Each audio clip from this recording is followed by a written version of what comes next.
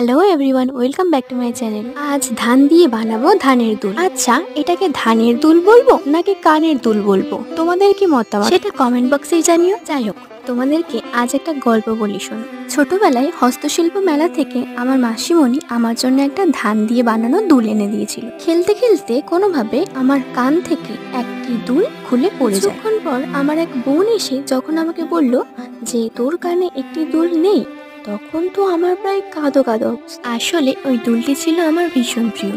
তাছাড়া এত বড় মাঠে ঘাসের মধ্যে দিয়ে দুলটিকে খুঁজে পাওয়া আর গুপ্তধন খুঁজে পাওয়া একই ব্যাপার। কিন্তু পরক্ষণে বোনটি আমার হাতে হারিয়ে যাওয়া দুলটিকে দিয়ে খেলার সময় দুলটি তার পায়ের তলায় চাপা পড়ে যাচ্ছিল, তাই সে বুঝতে পারে। দুলটিকে ফিরে পেয়ে সত্যি আমার গুপ্তধন খুঁজে পাওয়ার মতোই আনন্দ হয়েছিল। কিন্তু সময়ের স্রোতে আবার কোথায় হারিয়ে গেল সেই গুপ্তধন তা আজ আর জানা নেই। কিন্তু আজ সময় এসেছে সেটাকে নিজের মতো করে বানিয়ে নেওয়ার।